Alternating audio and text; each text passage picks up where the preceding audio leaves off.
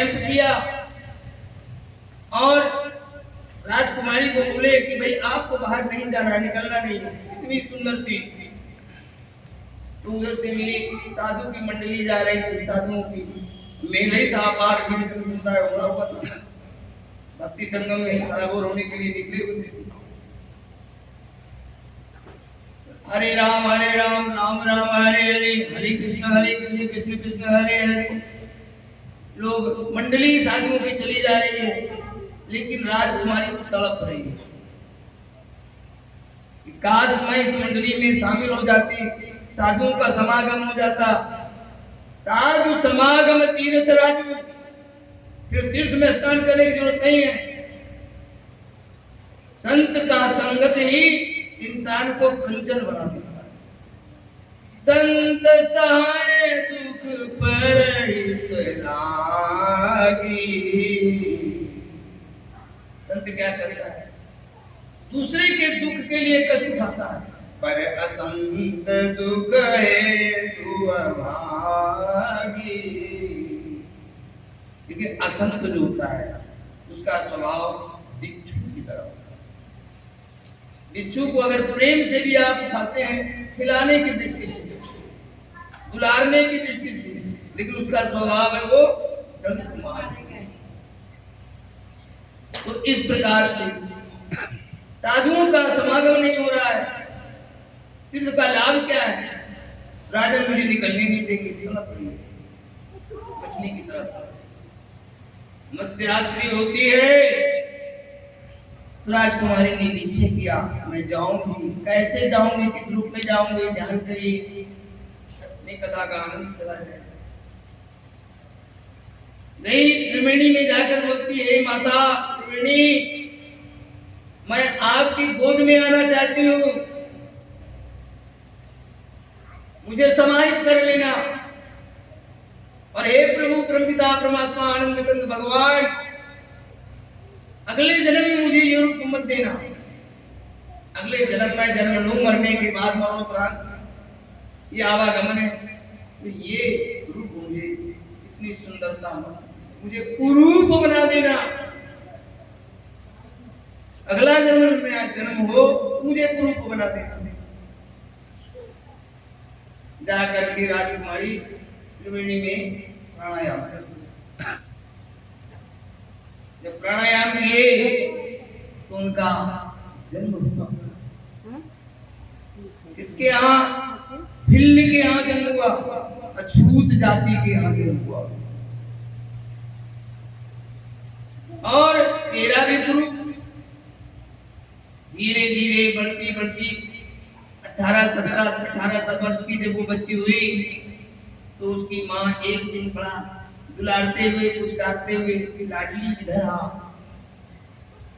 माँ क्या है? बेटी, कल तेरी बारात आने वाली है, इसलिए मैं तेरा बेड़ी सजाना चाहती हूँ, श्रृंगार करना चाहती हूँ। मैया ऐसी क्या बात है? और ये सारे बकरे क्यों बंधे हुए? ये 100-150 बकरे जो बंधे हैं मैया, ये किस खुशी में है? लेकिन बेटी, हम लोग जाति के बिल्ल हैं, नीचे जाती हैं, और जब बारात आएगी तो इससे उनका सत्कार होगा, इससे उनका सत्कार मैं समझी नहीं। इन्हीं की बलि चढ़ाकर दिया जाएगा। अब देखिए सभी क्या सोच रही है, वो बिल्ली की क्या सोच रही है? बिल्ली की बेटी जो थी सोच रही है, मेरे कारण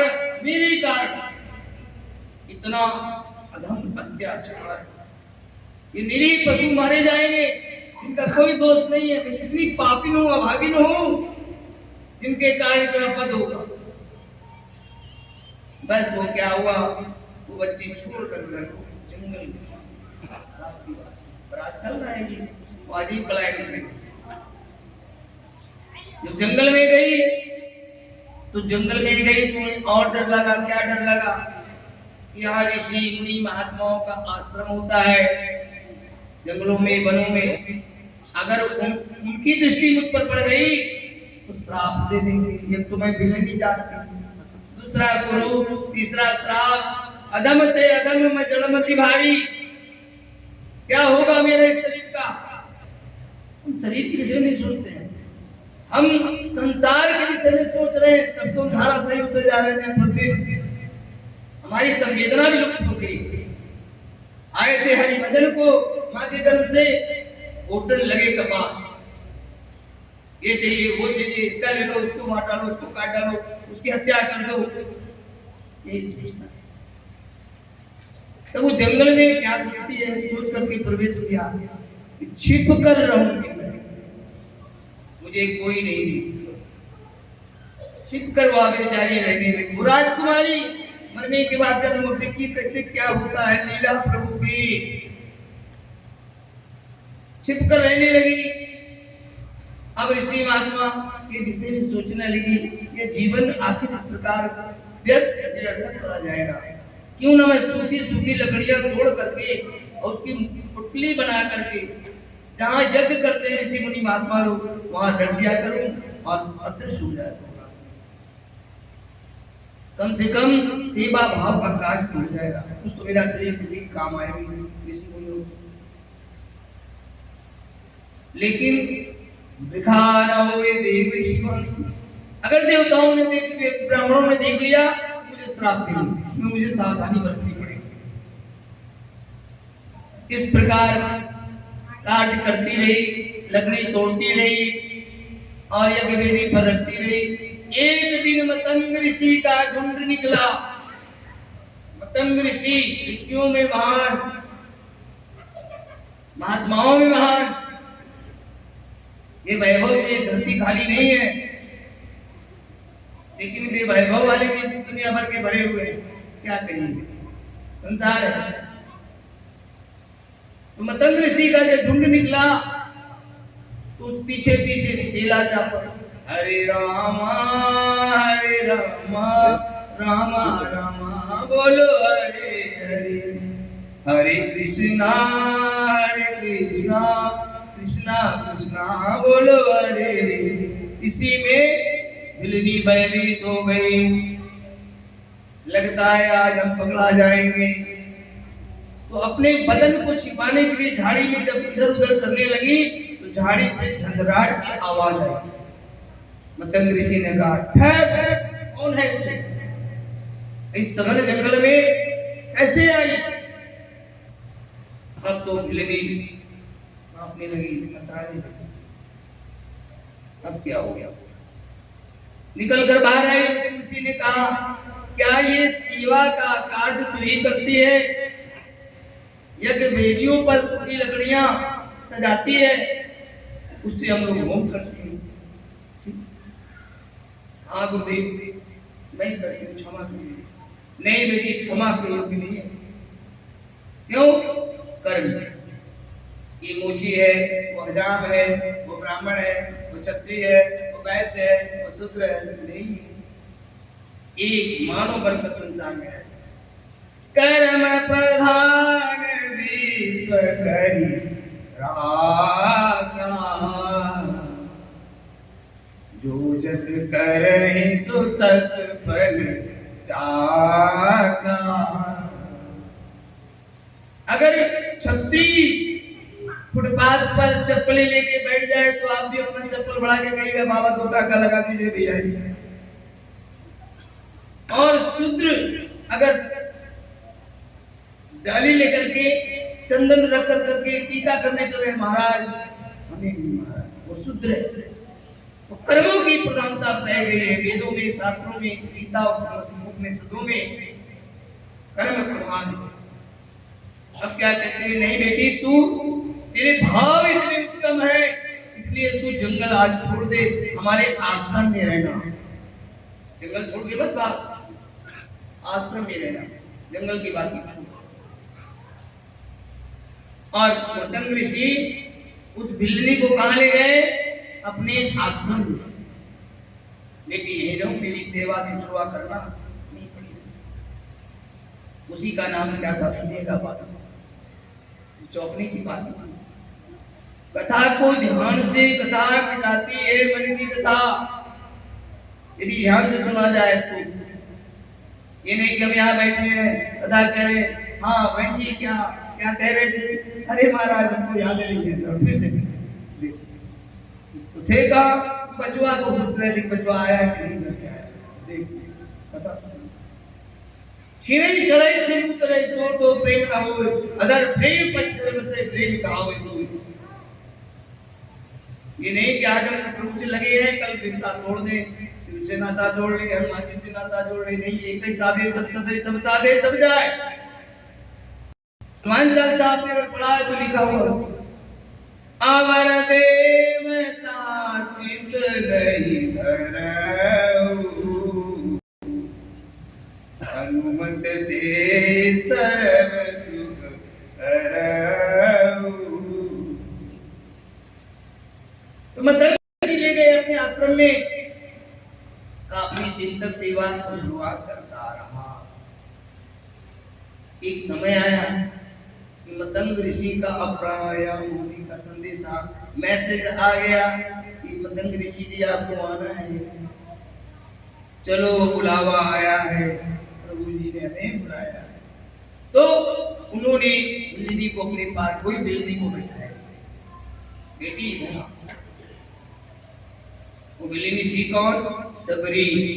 नाम सुने होंगे सबरी का नाम? सबरी थी। तो मतंग ऋषि बैठा के क्या कहते हैं, गुरुदेव मतंग का सबरी, अब हम तो सदा जाएंगे। विदाई ले रहा हूं बेटी। गुरुदेव मतंग का सबरी, अब हम तो सदा को जाएंगे, तुम इंतजार करना उनकी, श्री राम तेरे घर आएंगे। श्री राम मर्यादा पुरुषोत्तम भगवान तेरी सेवा का एक फल है कि श्री राम स्वयं स्वतः तेरे आश्रम में आएंगे, तुझे जाने की जरूरत नहीं, खोजने की जरूरत नहीं।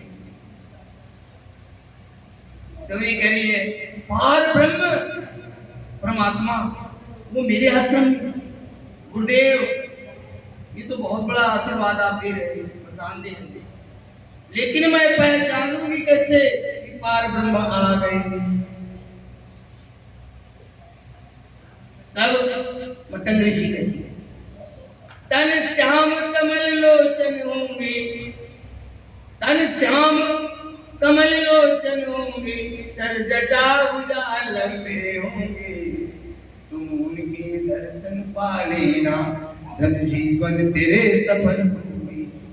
उस दिन से छूट नहीं रह जाएगी, तू धन्य हो जाएगी। तन श्याम कमल, मैं पहचान बताता हूँ बेटी, ये भूलना नहीं। तन श्याम कमल के समान उनकी आंखें होंगी, सिर पे जटाएं होंगी, भुजा लंबे, उपकार करते करते भुजा लंबी हो गई। इतना उपकार राम ने केवल एक ऋषि पत्नी को तारा था। सुनिएगा, राम ने एक केवल ऋषि पत्नी को तारा था। वो पत्नी कौन थी? अहिल्या। लेकिन राम के नाम ने अनगिनतों को उबारा था। नाम में सत्य राम न सकई नाम भूलाए, राम भी अपने नाम का प्रभाव भूला बता सकता। तब कहते हैं तन श्याम कमल लोचन होंगे, सिर जटा भुजा लंबे होंगे, तुम उनके दर्शन पा लेना, धन जीवन तेरे सफल होगी। अब तो सबरी बाट गिरने लगी, बाट होने लगी सबरी, और कई वर्ष व्यतीत, 100 वर्ष व्यतीत हो गए। वयोवृद्ध सबरी लकुटी टेक के चलती लगी, और जब आती है जाती है क्या कहती है? रामा रामा भजते भजते,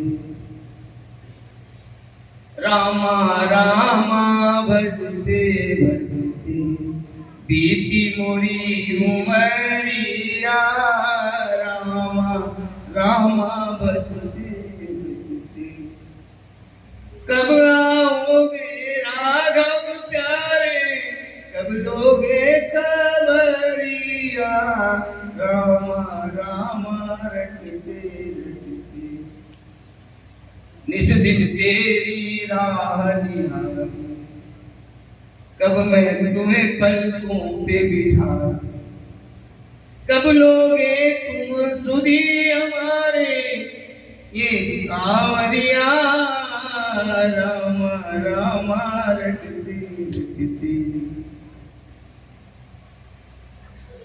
क्या कह रही है? राम में पैरी कहीं कांटा न चुभ जाए, राम में पैरी कहीं कांटा न चुभ जाए, मार साफ करके रखूंगी मार्ग में साड़ी, अपने आंचल से रास्ते को बटोर ले। भगवान किस रास्ते से, कौन रास्ते से निकल जाएंगे? कहीं ये कांटा भी चुभ गया आर ब्रह्म परमात्मा को, मैं मर जाऊंगी। इसलिए आंचल से वो कंकड़ियों को साफ कर रही है, वो को साफ कर रही है। संयोग देखिए कि भगवान श्री राम लखन जी आ गए और जब वन में आए तो ऋषियों मुनि महात्माओं की नजर पड़ गई उन पर, श्री राम वन में आ गए। तो ऋषि सोचे कि हम तो भाई दिन रात भगवान की पूजा अर्चना करते हैं, इसकी नितांत आवश्यकता सबरी को है, सबरी को तत्काल बताना चाहिए, क्योंकि आज केवल वो मर जाएगी, उसको जरूरी है जीते जी उसको शुभ समाचार दे देना चाहिए। तो सारे ऋषि मुनियों का झुंड पहुंचा सबरी के आश्रम में। क्या कहते हैं? ऋषियों ने कहा तू जा सबरी, श्री राम वनों में आए, तू भी जाकर दर्शन कर ले, हमने तो दर्शन पाए। सबरी आधीर हो गई, व्याकुल हो गई, बेचैन हो गई। राम, हे राम, कहाँ है वो राम? उसके पैर नहीं धराते, डगमगाने लगे पैर, कैसे जाऊं वहां जाऊं? लेकिन क्या कर रही है? लकुटी को उठाती है और एक पैर आश्रम के बाहर कर देती है, बढ़ाती है। एक पैर आश्रम के बाहर और उसके बाद छिटक जाती है, रुक जाती है। कहती क्या है?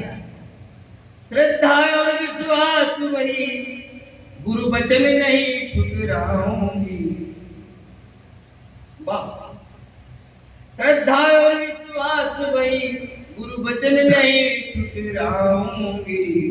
घर सच्ची प्रेम पुजारन, बैठे ही दर्शन पाऊंगी। नहीं जाऊंगी मैं, क्योंकि मृखा न होए देव शिवानी मेरे गुरुदेव कह गए थे, किसी राम तेरे घर आएंगे, उसको जाने की जरूरत नहीं है। इसका मतलब अगर मैं जाती हूँ तो गुरु की वाणी को असर पसंद। चले भगवान श्री रामचंद्र सबरी यहाँ तक पहुंच गए। सबरी यहाँ जब पहुंचे तो सबरी की आरती रह गई, तन मन की स्तुति भूल गई, प्रार्थना प्रणाम करना भी भूल गई। और कहती क्या? देखती रहती है। भैया तू देखती रहेगी क्या? हम क्षुधा से पीड़ित हैं, हमें भूख लगी है। माँ माँ कह रहे हैं सभी को ध्यान करिएगा, इसको अछूत भिलनी को। भगवान ने, मैंने कहा कि सबको समान रूप से पैदा किया है, जाति पाति हम बनाए हैं अपने स्वार्थ के लिए, अपने मतलब निकालने के लिए। भगवान ने सिर्फ मानवता की एक दर्जा दी। तब यहाँ देखिए क्या होता है। मैया सिर्फ देखती रहेगी क्या? भूख लगी, कुछ भोजन मिलेगा। तब उनको ध्यान टूटा, सबरी का ध्यान टूटा। सबरी कहती है, मंत्रहीनम ज्ञानहीनम कर्महीनम माया प्रभु। हे राम, मुझे क्षमा करो, मैं मंत्र भी नहीं जानती, कौन मंत्र से किनकी पूजा की जाती है। और जात की बिलनी अधम ते अधम में जड़मति भारी, मंत्रहीनम ज्ञानहीनम, ज्ञान भी नहीं है, किस तरह क्रिया करूं ये भी नहीं जानती। मेरा जो भी है प्रभु आप।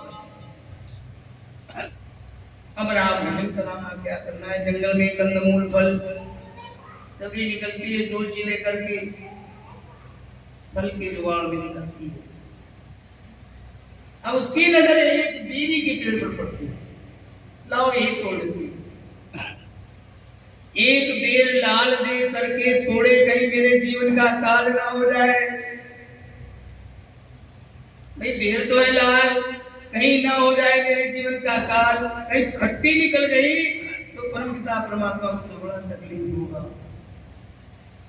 उसको दांत से कुतलती, देखा मीठा है तो उसको दाल में पट्ट करके रखती है कि कोई देखे नहीं कि झूठा है।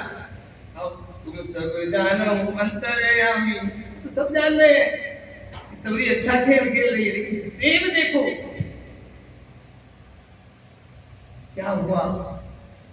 इस तरह जो मीठा होता था उसको पलटा के रख देती डोलची में, और खट्टे होते थे उसको फेंक देते।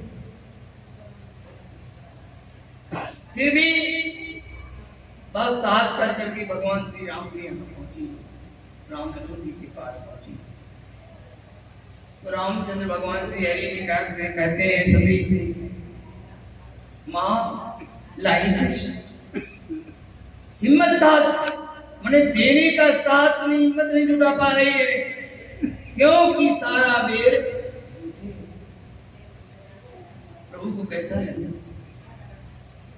फिर भी उन्होंने कहा प्रभु जंगल में गई थी, यहाँ कुछ नहीं मिला, कुछ नहीं लाई हो पुत्र, भाई पुत्र का संबोधन, पार ब्रह्म परमात्मा को पुत्र का संबोधन, क्या प्रेम।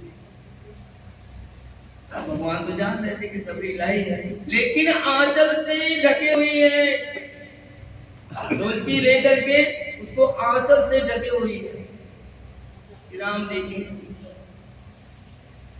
भगवान श्री राम कहते ला बेर बेर मत बेर करो।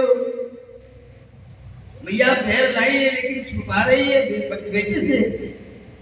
ला बेर बेर मत बेर करो, मैं बैरों पर बलिहारी हूँ, दुनिया को चाहे जो भाई, बस मैं तो प्रेम पुजारी हूँ। मैं प्रेम की पूजा करता हूँ,